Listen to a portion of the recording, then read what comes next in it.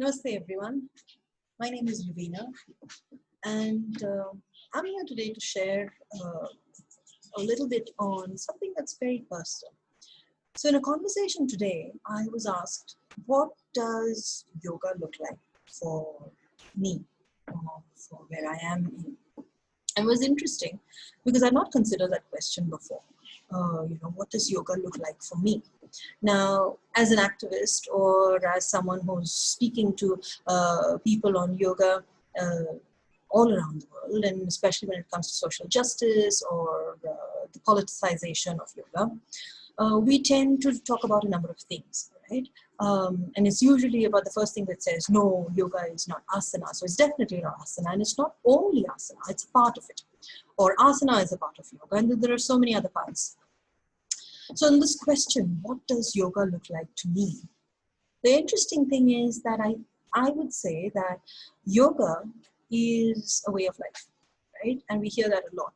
But to me in particular, it's got less to do with how I pick specific parts of yoga to become a part of me, and more of all the different yoga bits that have flown through me, that have come to me, that I have studied, that I've heard, and then how they become a part of me. So yoga then becomes a way of life where we're talking about philosophy, where we're talking about how it becomes your blueprint to live, how it becomes your compass, which guides you on life's journey.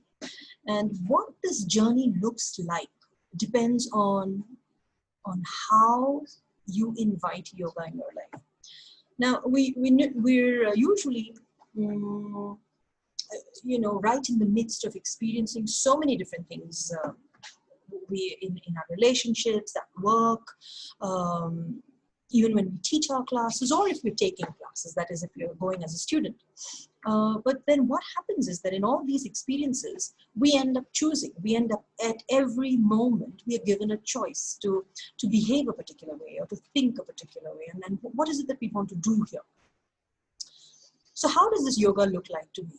Yoga looks like a combination of scriptures that I study, of discourses that I attend, things that my teachers tell me, that my mentors tell me not to do, but as beginning points to think, look at it differently.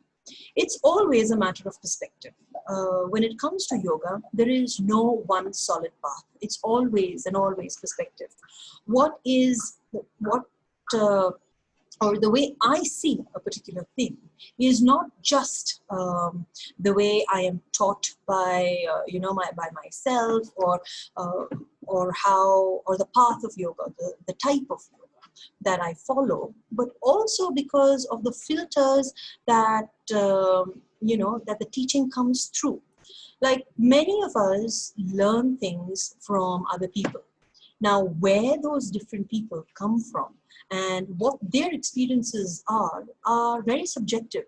They come, so even though it's lineage sometimes, I don't talk about spiritual traditional lineage. I talk about lineages within families. Entire family lines think a particular way. And they think a particular way because they end up having a set of beliefs, a set of conditioning that family believes in. Now, teachings that come through those kind of filters are subjective. They are not the objective truth or the essential or the essence of scriptures. They're not the same thing. They are very subjective. Now, this is important because what people consider as yoga today, be it in terms of asana or in terms of social justice, it has the flavor of dharma. It has the flavor of, that's why we talk about justice, we talk about righteousness. But it also has the filter of subjective experience, of what an individual feels, and that is not scriptural. So yoga, to me, then, is a personal journey. It is individually how we navigate. It cannot be a one-size-fits-all. It cannot be my way or the highway. My experience of yoga cannot define someone else's experience of yoga. And at the same time, my definition of this experience cannot be the definition of someone else's yoga. When someone else, and even if we are following the very righteous path, if we're talking about our spiritual lineage, then bhakti yogis will take a particular way of expression and how they feel about the practice and how they actually express themselves in the practice. Likewise, karma yogis will take it very differently. Jnana yogis will take it very differently. And when you look at the different expressions of yoga in individual lives and as journeyers or as sadhaks, it is clearly not possible for us to define what is yoga for someone else. It has your own individual experience. Contextually speaking, you cannot pick from multiple sources and say, okay, fine, this is the definition. This is the definition for whom. Where are you picking that definition from is also important. So our scriptures come from varied sources, and they're not a one size fits all. Even in our scriptures, we don't have single translations or meanings for words in Sanskrit, or so you can't actually say this is the definitive answer to it. This is what it means. No, different grammarians, different academicians have all written about different words. Some words have just that absolute meaning. They are just one word. They cannot be broken down. Others can be. So just like that, the yoga is a perspective. Yoga is all the darshanas that we have. Yoga is not a monolith. It isn't.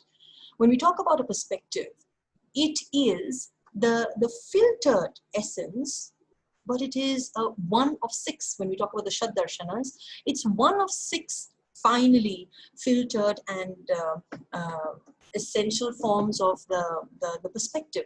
So just imagine if we aren't there yet to have finally, drawn that elixir of that scripture, then at our mere mortal sadhak journey, how many perspectives could we have?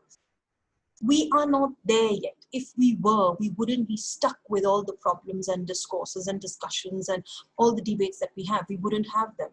But because we have them, we're not there yet. And if we're not there yet, we are still working through our own individual perspective.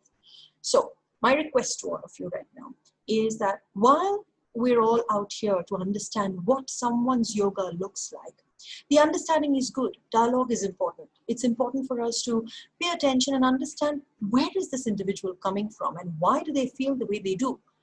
But that is not to shoot them down. That's not to form your judgment about them. That is so that we in turn become a little bit more humble. That humility comes a little more easily to us. It is for our learning that we ask, and it is for our evolution and our movement in whichever direction of our spiritual journey. So on that thought, I leave you with the question for you then. What does your yoga look like to you? What does yoga look like to you? Namaste.